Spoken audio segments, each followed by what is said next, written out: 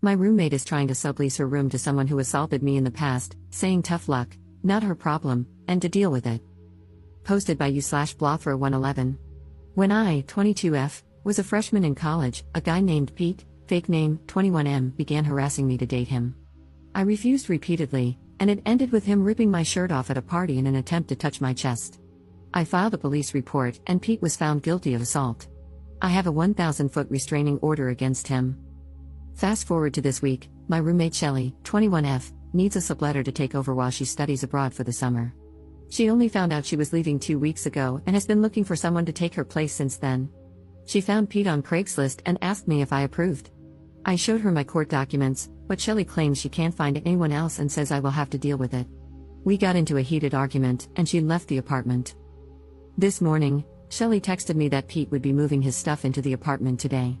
I called the police, but since Pete hasn't shown up yet, they said they can't do anything.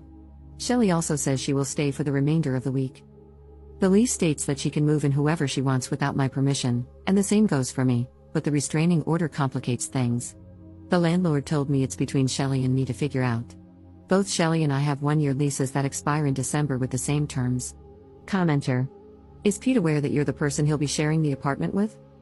You might want to let him know that you'll call the police if he sets foot in the place. Ops response.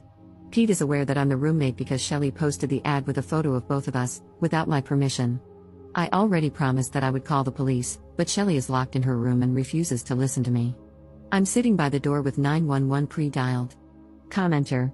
I agree with the consensus to call the police the moment he arrives. Has he actually signed anything, like a sublet agreement? If so, he'll probably be on the hook to pay for an apartment he can't legally step into.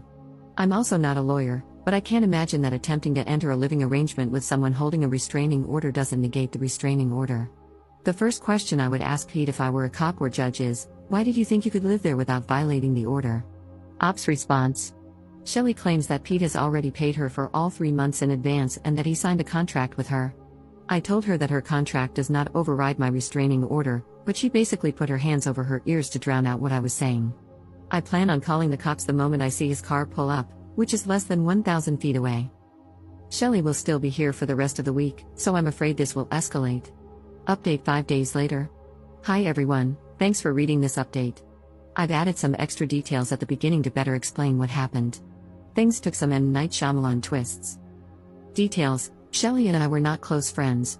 We were simply roommates with our own separate bedrooms and a shared kitchen/living space. I've only known her since last December when we originally signed our leases. We've hung out, but the only real connection we had was that she likes anime/Japan, and I am Asian. The Craigslist ad that Shelly posted didn't have a photo. It turns out she had used a generic photo of the two of us in an ad on our college's Facebook page, but Shelly took it down before I had a chance to take a screenshot. The update: after I made my Reddit post, Shelly locked herself in her room for 3 hours. I tried to talk to her, but she refused to come out. When she eventually left her room to get food, she just walked past me as if I didn't exist. Everyone I called told me that until Pete actually showed up, no crime was being committed, so I couldn't report it. I just sat by the door and window, watching for Pete's car. This continued until early Saturday morning when Shelly woke up for her morning jog. I had stayed up all night on the couch, still keeping watch for Pete's car. Shelly tried to sneak past me, but I woke up and blocked the door. I demanded an explanation for why I was being forced to stay up all night, waiting to call the police on Pete when she knew I had a restraining order against him. Shelly's response was that the restraining order didn't matter to her.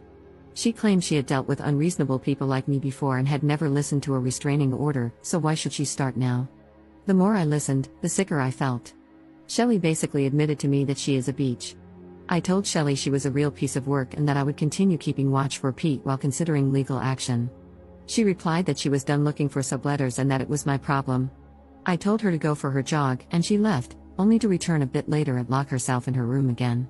Around noon, I accidentally fell asleep because I had been awake for more than 36 hours. When I woke up, I saw Pete helping Shelly move her belongings into her car.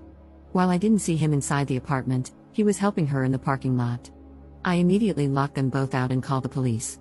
When Pete and Shelly came back to the door and realized it was locked, Pete noticed me watching from the window. He blew up at Shelly, demanding to know why I was in the apartment and why she hadn't told him I was her roommate. He demanded his money back, and I could hear them yelling at each other through the door. When the cops arrived, they handcuffed both Pete and Shelly.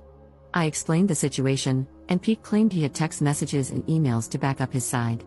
The officers checked his phone and found messages from Shelley indicating that her roommate wouldn't care about XYZ because he's a chill guy. Pete had even posted his own ad looking for a male roommate. That's right, Shelley is a liar too. The police released Pete because he had proof he didn't know it was me. I was fine with this, as I saw the messages myself. Shelley, however, was charged with disorderly conduct, and her mom came to get her. On Sunday evening, Shelley and her mom returned to the apartment to finish packing for her study abroad program. Shelley made snide comments about me definitely going roommate hunting to find her a subletter, as I had said I would. I ignored her. This morning, Shelley left for her flight. The good thing about separate leases? I'm only responsible for my rent, not hers. So, I'm going to sit back and relax for the rest of the summer while she gets evicted for failing to pay her share. Up in the comments. I wish she could have been charged with more, but she started bawling her eyes out to the police officer, and he went easy on her because she looks so young. To me, it's just another sign that she's an awful person because she was manipulating the cops.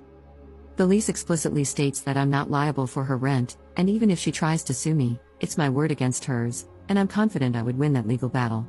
Pete is staying as far away from it as he can, and he apologized to me and is trying to get his deposit back from her.